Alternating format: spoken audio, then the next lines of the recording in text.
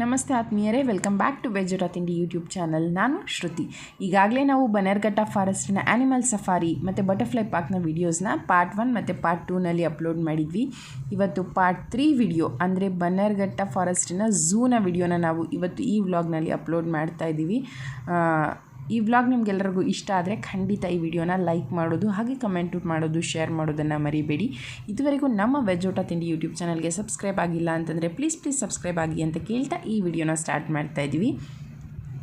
ಈ zoo visit ಮಾಡಲಿಕ್ಕೆ ನಾವು ಬಂದಾಗ ಬೇಕಿದ್ರೆ ವಾಕು ಹೋಗಬಹುದಿತ್ತು, ಇಲ್ಲಾಂದರೆ ಈ ರೀತಿಯಾದಂತಹ ಬ್ಯಾಟರಿ ಆಪರೇಟೆಡ್ ವೆಹಿಕಲ್ಸ್ ಕೂಡ ಇಲ್ಲಿ ಅವೈಲೇಬಲ್ ಇದೆ, ಇದರಲ್ಲಿ ಕೂಡ ಹೋಗಬಹುದಾಗಿತ್ತು. ನಾವು ಆಲ್ರೆಡಿ ನಡೆದು ಸುಸ್ತಾಗಿತ್ತು. ಅದು ಅಲ್ಲದೆ ಚಿಕ್ಕ ಮಗ ಇರೋದ್ರಿಂದ ಅವ್ನು ಎತ್ಕೊ ಅಂತ ಕೇಳ್ತಾ ಇದ್ದ. ಇನ್ನು ಅವನನ್ನು ಎತ್ಕೊಂಡು ಇದಿಷ್ಟೆಲ್ಲ ವಾಕ್ ಮಾಡೋದು ಕಷ್ಟ ಆಗುತ್ತೆ ಅಂತ ನಾವು ಅವನನ್ನು ಕರ್ಕೊಂಡು ಈ ವೆಹಿಕಲ್ನಲ್ಲೇ ಹೋಗಿ ಬರೋಣ ಅಂತ ಹೊರಟ್ವಿ. ಇದು ಅಡಲ್ಟ್ಸ್ಗೆ 100 ರೂಪೀಸ್ ಚಾರ್ಜ್ ಮಾಡ್ತಾರೆ ಮತ್ತು ಕಿಡ್ಸ್ಗೆ 50 ರೂಪೀಸ್ ಚಾರ್ಜ್ ಮಾಡ್ತಾರೆ. ಸರಿ, ಮತ್ತು ನಾವು ಈ ವೆಹಿಕಲ್ನ ಹತ್ತಿ ಹೊರಟಾಗ ಫಸ್ಟ್ ನೋಡಿದ್ದು ನಾವು ಜಿರಾಫೆನ, ತದನಂತರ ನೋಡಿದ್ದು ಈ ಮೊಸಳೆಯನ್ನು. ಆ್ಯಕ್ಚುಲಾಗಿ ಹೇಳಬೇಕಂದ್ರೆ ಇಲ್ಲಿ ತುಂಬ ನಮಗೆ ಎಂಟರ್ಟೈನ್ಮೆಂಟ್ ಕೊಟ್ಟಿದ್ದು ಅಂದರೆ ಈ ಮಂಗಗಳು, ಅಂದರೆ ಈ ಮಂಕೀಸು ತುಂಬ ಚೆನ್ನಾಗಿತ್ತು. ಆ ಮಂಗಗಳ ಆಟ ಆಡ್ತಾ ಇದ್ದಿದ್ದು ತುಂಬ ಇದೆ. ಅಂದರೆ ವಾಕ್ ವೇನಲ್ಲೇ ಸಖತ್ತಿದೆ, ಲೆಕ್ಕ ಇಲ್ಲದಷ್ಟು ಕೋತಿಗಳಿವೆ. ಅಂದರೆ ಅವು ನಮಗೇನು ತೊಂದರೆ ಕೊಡೋಲ್ಲ, ಅವುಗಳಷ್ಟಕ್ಕೆ ಅವುಗಳು ಆಟ ಆಡ್ತಾ ಇರುತ್ತವೆ. ಸೊ ಇನ್ನು ಕೇಜಲ್ಲಿ ವಿಧವಾದ ವೆರೈಟೀಸ್ ಆಫ್ ಕೋತೀಸ್ನ ಇಟ್ಟಿದ್ದಾರೆ. ಅಂದರೆ ಬಬ್ಬೂನು, ಶಿಂಗಳಿಕ, ಆ ಥರ ಬೇರೆ ಬೇರೆ ಕ್ಯಾಟಗರಿ ಕೋತಿಗಳನ್ನು ಆ ಕೇಜ್ನಲ್ಲಿ ಇಟ್ಟಿದ್ದಾರೆ. ಇನ್ನು ಬರ್ಡ್ ಸೆಕ್ಷನಿಗೆ ಬಂದರೆ ತುಂಬ ಬರ್ಡ್ಸ್ ಇಟ್ಟಿದ್ರು. ಬಟ್ ಪ್ರಾಬ್ಲಮ್ ಏನಪ್ಪ ಅಂತಂದರೆ ಅವರು ಆ ಮೆಶ್ ಹಾಕಿರೋದ್ರಿಂದ ನಾವು ಆ ಮೆಶ್ ಒಳಗಡೆ ವಿಡಿಯೋನ ಕ್ಯಾಪ್ಚರ್ ಮಾಡೋದು ತುಂಬ ಕಷ್ಟ. ನಾವು ಎಷ್ಟೇ ಝೂಮ್ ಹಾಕಿ ವಿಡಿಯೋ ಕ್ಯಾಪ್ಚರ್ ಮಾಡ್ತೀವಿ ಅಂತಂದ್ರೂ ಅದು ಸಾಧ್ಯ ಆಗ್ತಾ ಇರಲಿಲ್ಲ. ಅಂದರೂ ಕಷ್ಟಪಟ್ಟು ತಕ್ಕ ಮಟ್ಟಿಗೆ ನಮ್ಮ ಕೈಲಿ ಎಷ್ಟಾಯಿತು ಅಷ್ಟು ಕೆಲವು ಬರ್ಡ್ಸ್ನ ವಿಡಿಯೋನ ಕ್ಯಾಪ್ಚರ್ ಮಾಡಿ ಈ ವ್ಲಾಗ್ನಲ್ಲಿ ಅಪ್ಲೋಡ್ ಮಾಡಲಿಕ್ಕೆ ಟ್ರೈ ಮಾಡಿದ್ದೀವಿ. ನನಗನ್ಸಿದ್ದು ಏನಂತಂದರೆ ಆ್ಯನಿಮಲ್ ಸಫಾರಿ ಮತ್ತು ಬಟರ್ಫ್ಲೈ ಪಾರ್ಕ್ನ ವಿಡಿಯೋನ ಕ್ಯಾಪ್ಚರ್ ಮಾಡಬಹುದು, ಬಟ್ ಈ ಝೂ ವಿಡಿಯೋ ತೆಕ್ಕೊಳ್ಳೋದು ತುಂಬಾ ಕಷ್ಟ ಇದೆ. ಎಸ್ಪೆಷಲಿ ಈ ಬರ್ಡ್ ಸೆಕ್ಷನ್ನು ಮತ್ತು ಈ ವೈಲ್ಡ್ ಆ್ಯನಿಮಲ್ಸು ಅದರದ್ದೆಲ್ಲ ವಿಡಿಯೋ ತೆಕ್ಕೊಳ್ಳೋದು ಕಷ್ಟ ಇದೆ. ಯಾಕಪ್ಪ ಅಂತಂದರೆ ಕೇಜ್ಗಳಿರುತ್ತೆ, ಅದ್ರ ಮೇಲೆ ಮೆಶ್ ಇರುತ್ತೆ, ಅದರಿಂದ ದೂರದಲ್ಲಿ ನಿಂತು ನೋಡಬೇಕಾಗಿರುತ್ತೆ. ಅದು ಅಲ್ಲದೆ ನಾವು ಹೋಗಿದ್ದು ಮಧ್ಯಾಹ್ನ 3ರಿಂದ 4 ಗಂಟೆ ಬಿಸಿಲಾಗಿರೋದ್ರಿಂದ ಮೋಸ್ಟ್ ಆಫ್ ದ ಆ್ಯನಿಮಲ್ಸ್ ಎಲ್ಲ ನಿದ್ದೆ ಮಾಡಿಬಿಟ್ಟಿದ್ವು. ಆ ಆ್ಯನಿಮಲ್ಸ್ ಎಲ್ಲಿದೆ ಅಂತ ಹುಡ್ಕೋದೇ ನಮಗೊಂದು ಟಾಸ್ಕ್ ಆಗಿತ್ತು. ಅಷ್ಟೊತ್ತಿಗಾಗಲೇ ನಾವು ಹೋಗಿದ್ದು ಬ್ಯಾಟ್ರಿ ಆಪ್ರೇಟೆಡ್ ವೆಹಿಕಲ್ ಆಗಿದ್ದರಿಂದ ಅವರು 2 ಮಿನಿಟ್ಸ್ ಆಗ್ತಿದ್ದಂಗೆ ಹಾಂಗ್ ಮಾಡಲಿಕ್ಕೆ ಸ್ಟಾರ್ಟ್ ಮಾಡ್ತಾಯಿದ್ರು. ಅಂದರೆ ಬನ್ನಿ ಎಷ್ಟೊತ್ತು ನೋಡ್ತೀರಾ ಬನ್ನಿ ಅಂತ. ಪಾಪ ಅವ್ರದ್ದು ಏನೂ ತಪ್ಪಿಲ್ಲ, ಯಾಕೆಂದರೆ ಅವ್ರಿಗೆ ಒಂದು ಟೈಮ್ ಸ್ಲಾಟ್ ಅಂತ ಇರುತ್ತೆ. ಬಟ್ ಆ್ಯನಿಮಲ್ಸ್ಗೆ ಪಾಪ ಬಿಸಿಲು ಅಂತ ಅವು ನಿದ್ದೆ ಮಾಡ್ತಾ ಇರುತ್ತವೆ. ಹಾಗಾಗಿ ನಮಗೆ ನೋಡ್ಲಿಕ್ಕೆ ಸಿಕ್ಕಲಿಲ್ಲ ಅಂತ ಹೇಳ್ಬಹುದು. ಎಷ್ಟು ಸಿಕ್ತೋ, ನಾವು ಎಷ್ಟು ಆ್ಯನಿಮಲ್ಸ್ನ ನೋಡಿದ್ವು ಅದಷ್ಟನ್ನು ಕ್ಯಾಪ್ಚರ್ ಮಾಡಿ ಈ ವ್ಲಾಗ್ನಲ್ಲಿ ಆ್ಯಡ್ ಮಾಡಿದ್ದೀವಿ.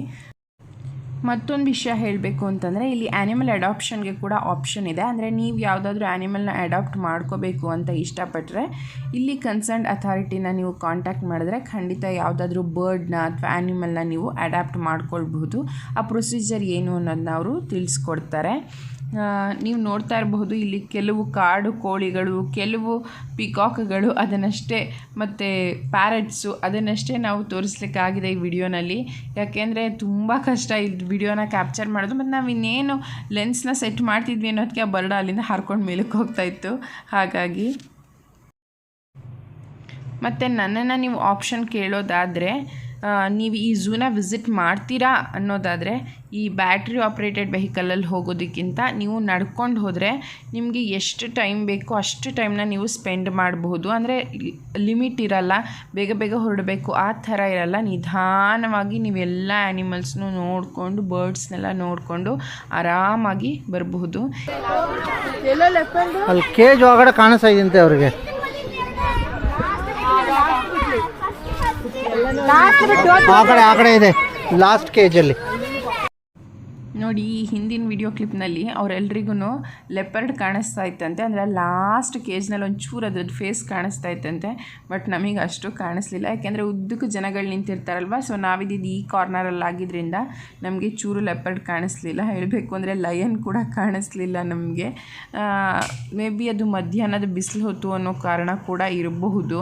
ಹಾಗಾಗಿ ನೀವು ಹೋಗುವಾಗ ಕರೆಕ್ಟಾಗಿ ಟೈಮ್ನ ಪ್ಲ್ಯಾನ್ ಮಾಡಿಕೊಂಡು ನಡ್ಕೊಂಡು ಹೋದರೆ ಝೂನ ನೋಡಲಿಕ್ಕೆ ತುಂಬ ಚೆನ್ನಾಗಿರುತ್ತೆ ಅಂತ ನನ್ನ ಫೀಲಿಂಗು. ಅದಾದಮೇಲೆ ಇಲ್ಲಿ ಎಲಿಫೆಂಟ್ಸ್ನ ನೋಡಿದ್ವಿ. ನೆಕ್ಸ್ಟ್ ನೋಡಿದ್ದು ಹಿಪೋಪೊಟಮಸ್ನ, ಮತ್ತು ಆ ಹಿಪೋಪೊಟಮಸ್ ಕೂಡ ನೀರೊಳಗಡೆ ಇದ್ದಿದ್ದರಿಂದ ನಮ್ಮ ವಿಡಿಯೋನಲ್ಲಿ ಫುಲ್ ಕ್ಯಾಪ್ಚರ್ ಮಾಡಲಿಕ್ಕೆ ಸಾಧ್ಯ ಆಗಲಿಲ್ಲ. ಈಗ ವಿಡಿಯೋನಲ್ಲಿ ಜಿಂಕೆಗಳು ಕಾಣಿಸ್ತಾ ಇದೆ. ಹಾಗೆ ನಾನು ಇನ್ನೊಂದು ವಿಷಯ ಹೇಳಬೇಕು ಅಂತ ಅಂದರೆ, ಇಲ್ಲಿ ಎಷ್ಟೊಂದು ಪ್ರಾಣಿಗಳು, ಪಕ್ಷಿಗಳು ಅದೆಲ್ಲ ತುಂಬ ಇದೆ. ಈವನ್ ವೈಲ್ಡ್ ಅನಿಮಲ್ಸ್ ಕೂಡ ತುಂಬ ಇದೆ. ಇದನ್ನೆಲ್ಲ ನೋಡ್ಕೊಳ್ಳೋದು ಸುಲಭದ ಕೆಲಸ ಅಲ್ಲ. ನಮ್ಮ ಮನೆಯಲ್ಲಿ ನಾವು 1-2 ಪೆಟ್ಗಳನ್ನ ಸಾಕಿರ್ತೀವಿ, ಅದನ್ನು ನೋಡ್ಕೊಳ್ಳಿಕ್ಕೆ ನಾವು ತುಂಬ ಕಷ್ಟಪಡ್ತಾ ಇರ್ತೀವಿ. ಹಾಗಿರುವಾಗ ಇಷ್ಟೆಲ್ಲ ಪ್ರಾಣಿಗಳನ್ನ ಎಷ್ಟು ಚೆನ್ನಾಗಿ ಮೇಂಟೈನ್ ಮಾಡಿದ್ದಾರೆ. ಅದಕ್ಕೋಸ್ಕರ ನಾನು ಈ ಫಾರೆಸ್ಟ್ ಡಿಪಾರ್ಟ್ಮೆಂಟಲ್ಲಿರೋ ಎಲ್ಲ ಎಂಪ್ಲಾಯೀಸ್ಗೆ ಥ್ಯಾಂಕ್ಸ್ ಹೇಳೋಕ್ಕೆ ಇಷ್ಟಪಡ್ತೀನಿ. ನಾವಾಗಲಿ ಮಕ್ಕಳಾಗಲಿ ಪ್ರತಿದಿನ ಆಫೀಸು, ಸ್ಕೂಲು, ಮನೆ, ಕೆಲಸ, ಮಾಲು, ಶಾಪಿಂಗು, ಸಿಟಿ ಈ ಥರ ಎಲ್ಲ ಓಡಾಡ್ತಾ ಇರ್ತೀವಿ.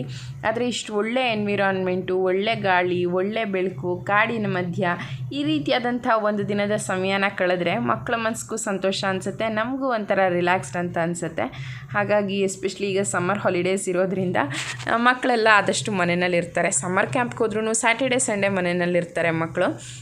ಸೊ ಒಂದ್ಸಲಿ ಬನ್ನೇರುಘಟ್ಟ ಫಾರೆಸ್ಟ್ಗೆ ಮಕ್ಕಳನ್ನ ಕರ್ಕೊಂಡು ಹೋಗಿ ಬರಬಹುದು. ಮತ್ತು ಇಲ್ಲಿ ಬೋಟಿಂಗ್ ಇದೆ ಅಂತ ಹೇಳಿದ್ರು ಕೆಲವರು, ಬಟ್ ನಾವೇನು ಬೋಟಿಂಗ್ ಹೋಗಲಿಲ್ಲ, ಯಾಕೆಂದರೆ ಆಲ್ರೆಡಿ ನಮಗೆ ಟೈಮ್ ಆಗೋಗ್ಬಿಟ್ಟಿತ್ತು. ಹಾಗಾಗಿ ಬೇಗ ಹೊರಟುಬಿಟ್ವಿ.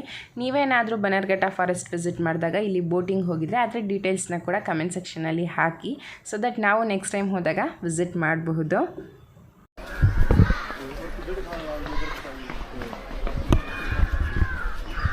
ಹುಲಿ ಎಲ್ಲ ಟೈಗರು ಟೈಗರು ಟೈಗರ್ ನೋಡು ಮಗನೇ.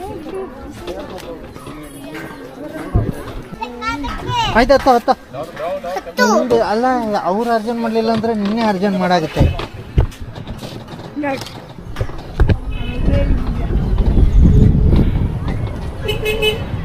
ರಾಯಲ್ ಬೆಂಗಾಲ್ ಟೈಗರ್ ಅಂತೆ ಇಲ್ಲಿರೋದು.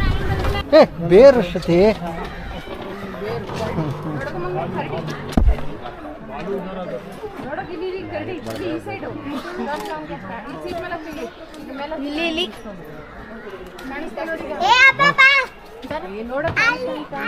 ಫೋಟೋ ತಗೊಳ ಬಿಟ್ಟಿಲ್ಲ ಅಷ್ಟೊಳಕ್ಕೆ.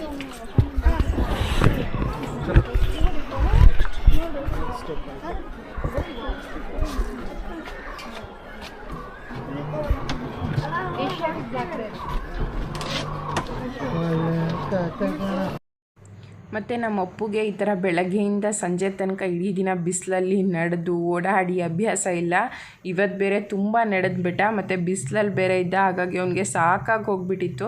ನಮಗೆ ನೋಡೋಣ ಅನ್ನೋ ಇಂಟ್ರೆಸ್ಟು, ನಮ್ಮ ಚಿಲ್ಟುಗೂ ಕೂಡ ನೋಡಬೇಕು ಅಂತ ತುಂಬ ಇಂಟ್ರೆಸ್ಟು. ವಾಕ್ ಮಾಡೋಣ, ಇನ್ನೂ ಹೋಗೋಣ, ಅದು ತಿಳ್ಕೊಳ್ಳೋಣ, ಇದು ತಿಳ್ಕೊಳ್ಳೋಣ ಅಂತ. ಪಾಪ ಇವನು ಆಲ್ರೆಡಿ ತುಂಬ ಟಯರ್ಡ್ ಆಗಿಬಿಟ್ಟಿದ್ದ, ಹಾಗಾಗಿ ಬೇಗ ಬಾ ಹೋಗೋಣ ಅಂತ ಎಲ್ಲರೂ ಫೋರ್ಸ್ ಮಾಡ್ತಾಯಿದ್ದ. ಸೊ ಇದಾಗಿತ್ತು ಇವತ್ತಿನ ಈ ಝೂ ವಿಡಿಯೋ.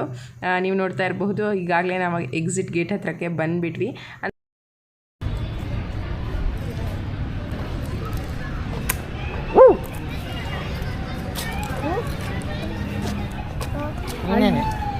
ನಾನಲ್ಲ. ಸೊ ಇದಾಗಿತ್ತು ನಮ್ಮ ಇವತ್ತಿನ ದಿನದ ಝೂ ವಿಡಿಯೋ. ಹಾಗೆ ಇಲ್ಲಿಗೆ ನಮ್ಮ Bannerghatta forest part 1, part 2, part 3 3 ವಿಡಿಯೋಗಳು ಕಂಪ್ಲೀಟ್ ಆಗ್ತಾ ಇದೆ. ನಿಮಗೆ ಈ ಬನ್ನೇರುಘಟ್ಟ ವಿಡಿಯೋ ಇಷ್ಟ ಆಗಿದೆ ಅಂತ ತಿಳ್ಕೊತೀನಿ. ಹಾಗೇನಾದರೂ ಇಷ್ಟ ಆಗಿದ್ರೆ ಪ್ಲೀಸ್ ಲೈಕ್ ಮಾಡಿ, ಕಮೆಂಟ್ ಮಾಡಿ, ಶೇರ್ ಮಾಡಿ ಅಂತ ಕೇಳ್ತಾ ನೆಕ್ಸ್ಟ್ ವಿಡಿಯೋನಲ್ಲಿ ಇನ್ನೊಂದು ಒಳ್ಳೆ ಕಾನ್ಸೆಪ್ಟ್ ಜೊತೆ ಮತ್ತೆ ಸಿಗೋಣ. ಅಲ್ಲಿವರೆಗೂ thank you so much. Take care.